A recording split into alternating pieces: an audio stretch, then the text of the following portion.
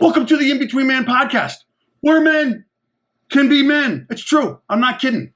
And in this episode, we're going over headline number 5 from the State of American Men 2025 research study.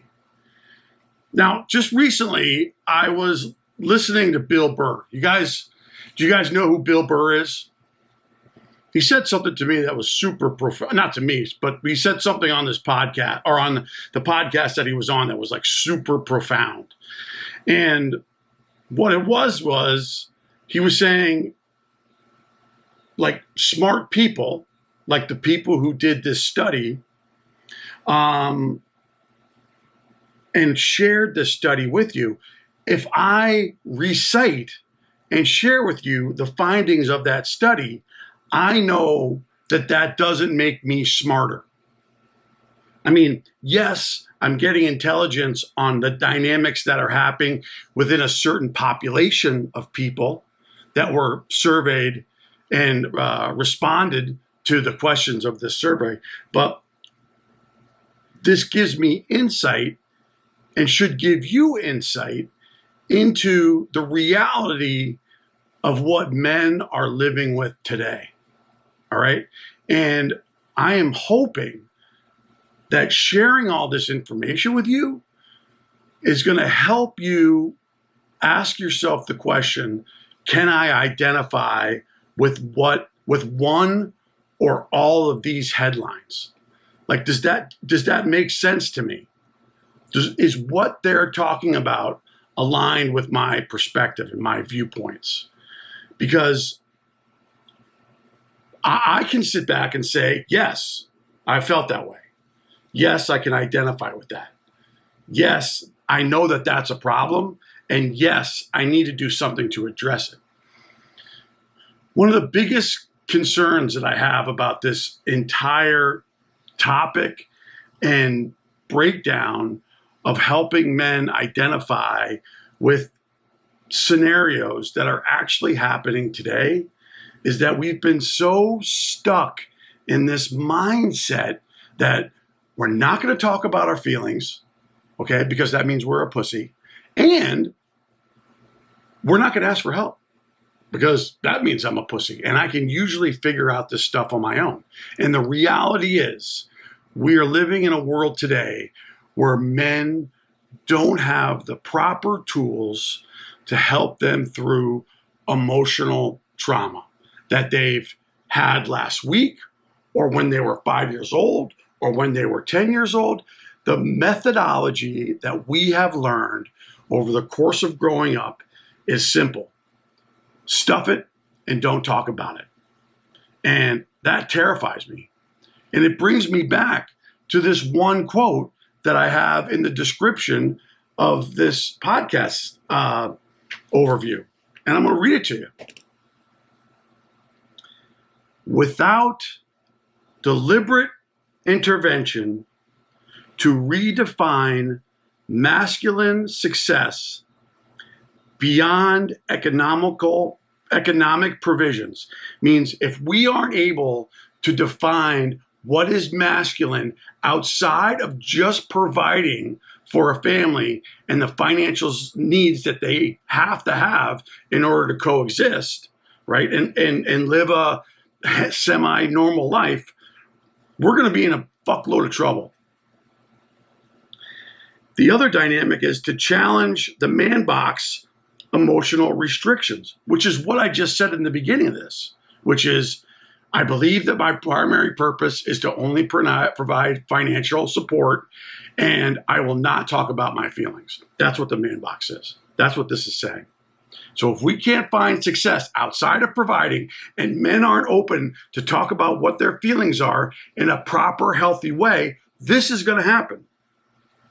We risk losing an entire generation of men to depression, anxiety, and despair.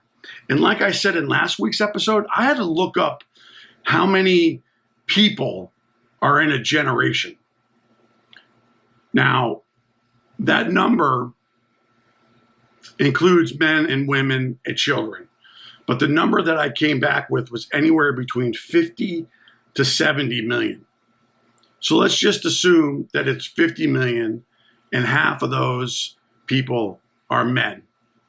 All right. So half of 50 million is 25 million men that we risk losing to depression, anxiety, and despair.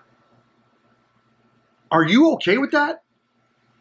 Like, are you okay with, hopping back on freaking Netflix and watching another episode of Mobland and just trying to forget about it? Because I'm not. I'm not okay with that. I am trying to use this information that I'm gathering through this study and through other means to help individuals identify with things that are uncomfortable and, more importantly, they don't want to talk about. I am going to provide in the coming weeks a process that I believe will be able to help men for a fee uncover emotional challenges that they may or may not be willing to face. It takes time, it takes patience, and I'm trying to figure out all those details now. But I just hope to God someone out there gets it. I hope to God someone can say, I can identify with what he's talking about. And you know what would be a great way to help me understand? Is to comment. I don't have any foundation of understanding whether or not you like this material or not, or whether you agree with it or you disagree with it. I got nothing. I got people in different countries on different continents freaking watching this stuff, and I have no feedback. I'm dying for fucking feedback. Because if this isn't what you want, then I got to figure out I'm doing something else. But because these results are so compelling and they helped me identify where my part is in all of this madness and anxiety and depression, it helped me create a jumping off spot to determine for myself how much I wanted to get better. How much? And if you only want to get better 1%, I'm okay with that. What are you doing? This is a PG show over here. Can you just lie down? Butchie's pumping the fucking pillow.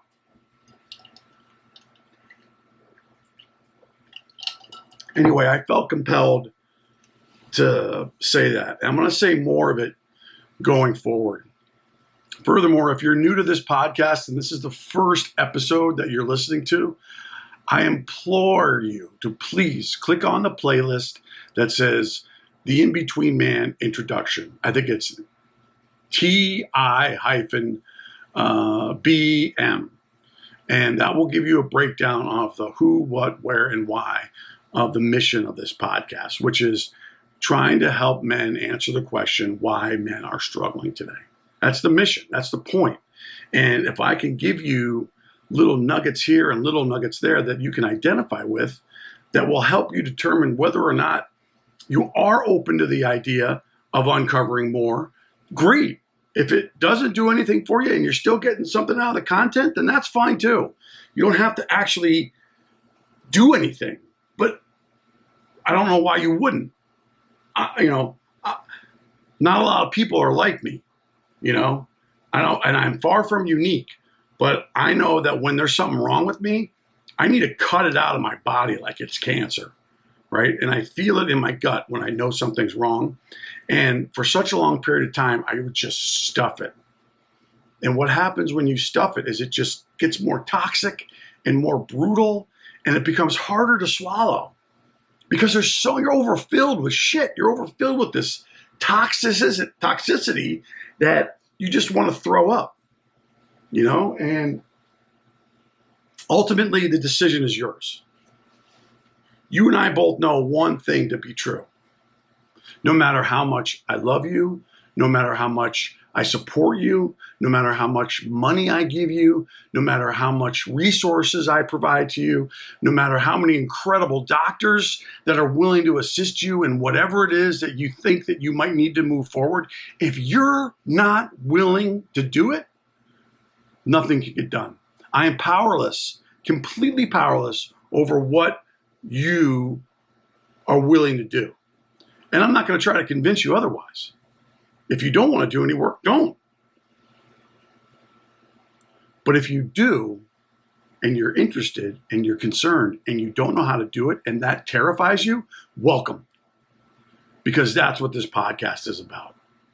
It's going to help you understand that it's totally fucking 100% normal. Although every word that's coming out of my mouth, I know that you think it's full of shit, but I'm not. Why? Because I did it. Because I felt the same exact way. And why did I do it? Why did I make the decision to move forward into that abyss, right? And trust that someone was leading me down the right path? Why? Because I was in enough fucking pain to do it. And it's not until you're in enough pain that you're going to be willing to do anything. And according to the study, and even this fifth headline, a lot of people, a lot of men seem like they're at their wits' end here, right? Suicide rates have skyrocketed. Why? Because men don't know where to go to handle and deal with this information. And they're not willing to ask for help, and they're not willing to do any work, because both leaves them in a state of no man's land. No man's land. No man's land is the definition of insanity, which is doing the same thing over and over again and expecting different results. No man's land will leave you paralyzed in an infinity loop of pure insanity. And if you can identify with that, and can identify with just not being able to find a solution and stuck and just hate yourself, then you've come to the right spot. I'm not here to say I can solve all your problems, because the problems that need to be solved can only be solved by you. I can help you facilitate them. I can work together with you to walk you through that process. And I want to do that. And I'm willing to do that. But only if you are willing to do what's necessary to make that happen. And a majority of men aren't willing to do that. They're not willing to do that because they're fucking terrified of the results, and they're fucking terrified to be told that they're pussies for reaching out for help. But if you can identify with the no man's land and this infinity loop of insanity, where we keep doing the same thing over and over again, and we keep ending up in the same exact spot, then maybe you might be ready. Okay? All right, so let's get into headline number 5, which is a pretty interesting one. The headline number 5 goes like this. Frustrated by economic anxieties. We know what economic anxieties are, right? It's the foundation that men have got accustomed to that will give them confidence that their job will be there for a long period of time is no longer there. They're worried they could lose their job tomorrow. They're worried that they could get downgraded and make less money tomorrow. They're in an economic, anxiety-ridden place where they can't find comfort in what they're doing because the economy around them is changing so rapidly that their skill sets might just be thrown out the window tomorrow. Okay? This is probably the only heading that I've found that includes men and women. And it says, men and women support leaders who would tear it all down. All right? Frustrated by economic anxieties, men and women support leaders who would tear it all down. Okay? And I think we know what tear it all down means, which is do something other than what we're doing now in a political world, right? Like democracy, yes, it's important, and yes, it's It's necessary, but everyone's lying to everybody. You know, our senators are compromised, and I'm not going to get on a rant about conspiracy theories or anything like that because it's just a waste of time and gets us nowhere. But we've lost trust in our political leaders because we've gotten so accustomed to them lying to us all the time that we don't believe that they'll do anything. And our expectation is not to trust them and to expect to be disappointed. And that has happened for a lot of people on both sides of the party. We're all guilty of it, okay? We're all guilty of it. Why? Because we live in a polarized world where this group is right and this group is right, and they will kill each other to confirm who is right and not work out a compromise. Just my opinion. All right, so let's get into some of this data. All right, so we know the headline. It's titled "Tear It All Down." Economic anxieties mean more support for these beliefs. Men who face economic anxiety are more than twice as likely to support strongman political views. All right, so what percentage of men and women agreed with the following statements? Most elected officials don't care about what people like me think. Beep. Let's start over again. Here we go. The percentage of men and women who agree with the following statements. Most elected officials don't care about what people like me think. 56% of the men in the study agreed with that statement, and 72% of women agreed with that statement. Here's another one. The economy works best when the government stays out of the way and lets people get ahead. 67% of men agree with that statement. 57% of women agree with that statement. I feel safer under Trump. 52% of men said that they agree with that statement. 42% of women said they agreed with that statement. The U.S. would be a better place with a strong leader in charge who doesn't bother with elections. 57% of men agree with that statement. 51% of women agree with that statement. I support Trump's effort to dismantle DEI, diversity, equity, and inclusion. 55% of men agree with that statement. 40% of women agree with that statement. A president that tears it all down is the only way forward. 45% of men agree with that statement. 67% of women agree with that statement. And the last but not least, I don't think voting matters. 39% of men agree with that statement, and 34% of women agree with that statement. That's some pretty dire, data. I feel safer under Trump. I support Trump's effort in dismantling DE&I. The more that men and women endorse the manosphere beliefs, the more they want to tear it down. Remember, the manosphere is where men go online to find forums and groups of like-minded people that they can identify with in any way, shape, or form, whether it be positive or whether it be negative. Most of the time, it's negative, to support their staunch beliefs, okay?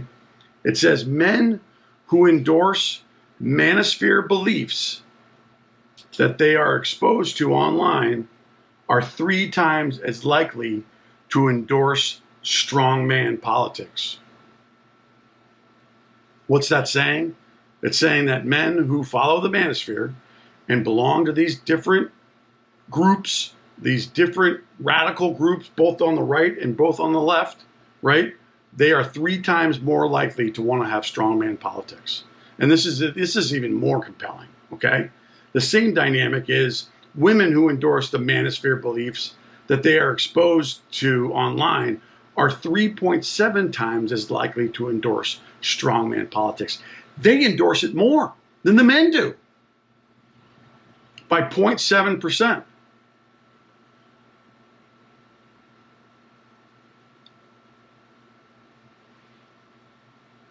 Can you identify with this? And if so, does it resonate with you? Can you identify with this? Do you understand the challenge that we're facing if you can identify with it? Do you think that there's a somewhere in between area that we could look at that might work out, that could help the cause, right? If you don't, then I don't know what you're doing here. I don't know why you're here, because I'm not going to endorse or promote an ideology that just I don't believe in. And that's not going to be a part of my podcast. I am looking for, here's a good example. If 100% means that you're going to go all in on looking for ways to help yourself identify emotional pain, I'm only asking that you generate and provide at least 1%. I'd even take 0.5%. That's where I'm at. Because that means in some way, shape, or form, you're willing to hear something that's hopeful, that you can control. You alone that can control. Not anyone else. You're not following anyone else's beliefs, that you can control. To take ownership and responsibility for what you really want. And what I think people really want is peace of mind. A little serenity. And right now we're not living in a world that has a lot of that. Many dads are deeply worried about their children's financial futures. Okay, here's a quote from a white progressive voting dad. What do we as caregivers and parents do about the situation with our children and young adult children who are coming of age and trying to start their lives when it seems to be like the deck is stacked against them? I think right now the annual tuition to go to Davidson College, which is here in Charlotte, North Carolina, I can't say for sure, but I want to say I heard someone who applied there say that it was around $90,000.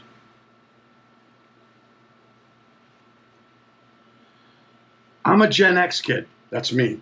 I think my generation was the last group that actually bought into the idea of you go to college, get a good job, and everything will be okay.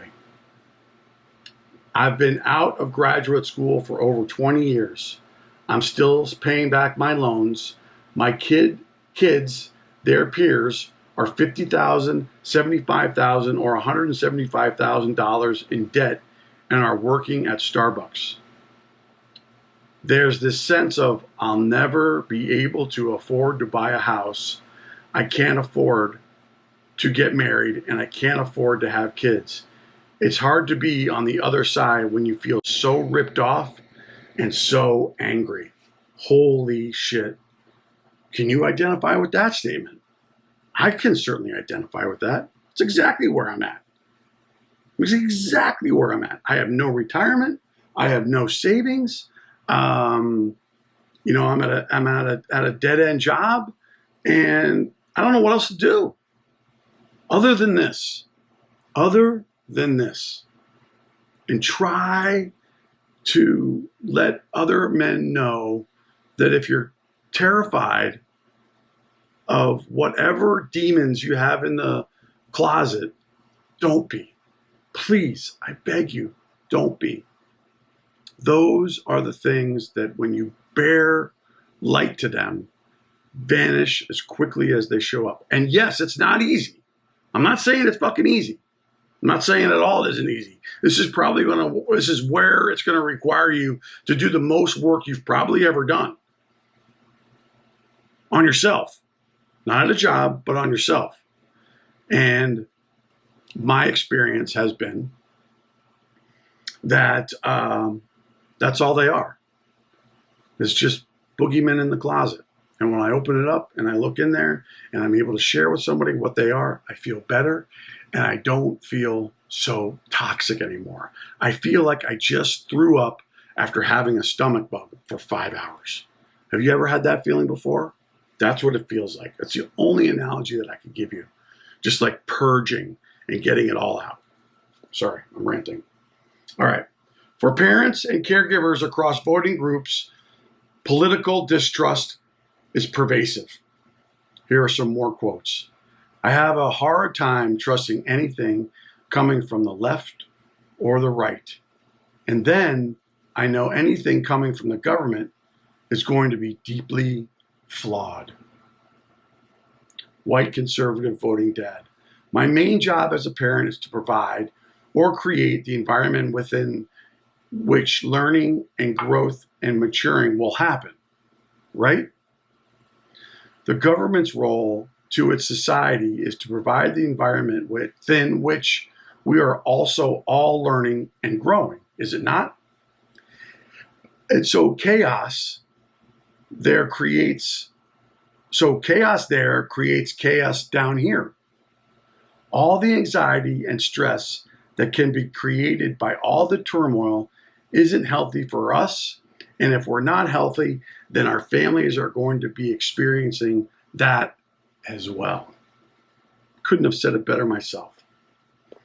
You know, sometimes as a dad, there's only so much you can do before you are wiped out.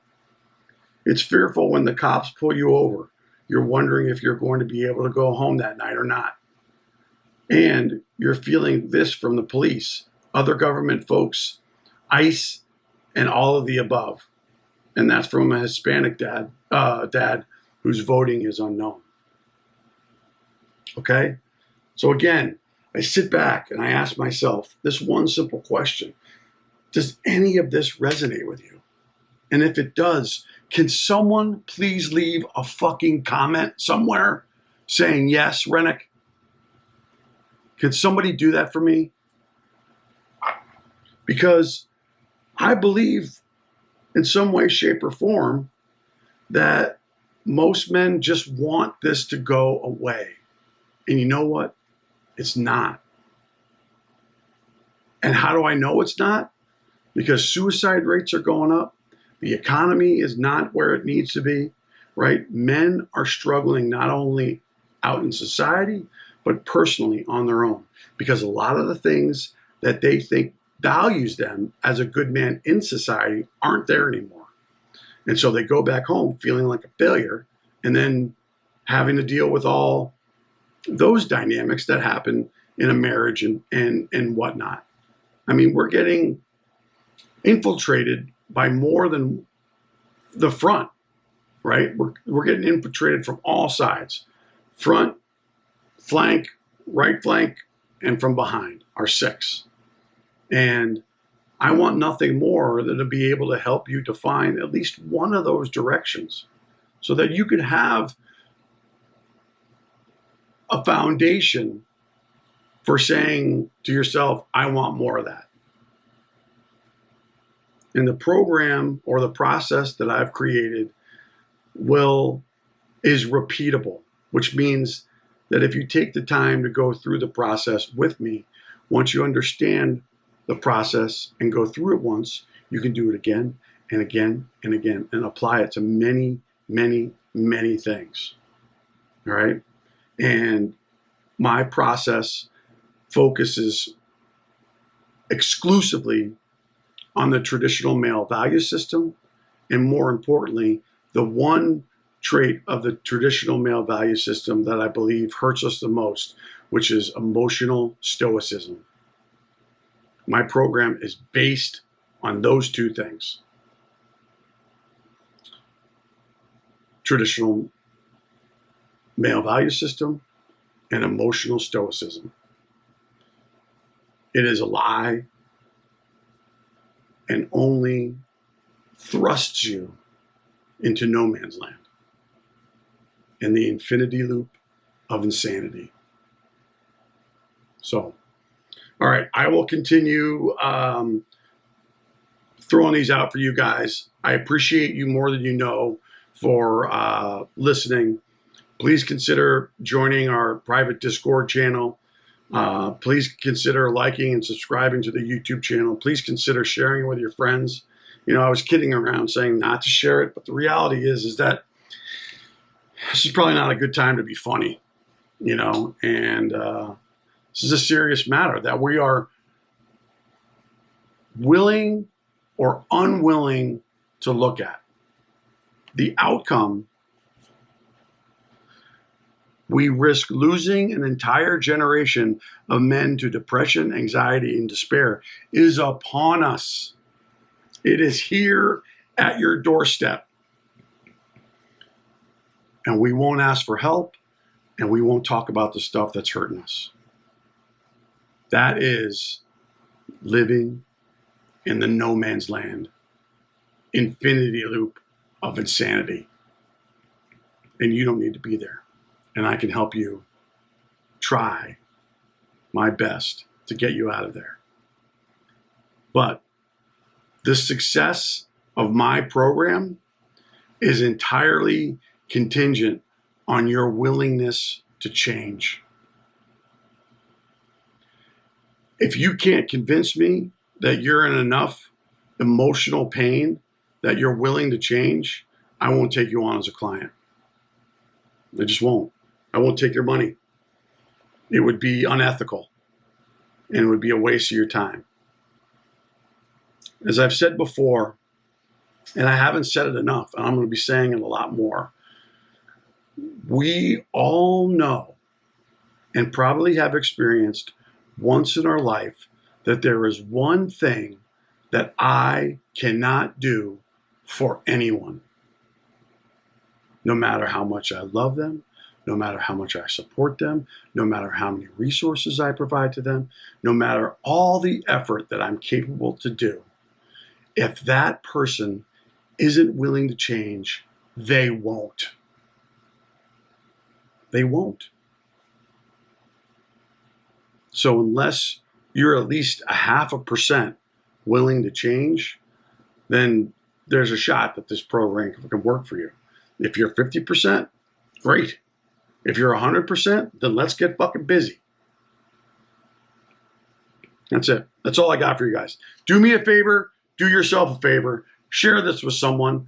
Like the shit on YouTube or wherever else. Leave a comment. And remember, I'll see you in there.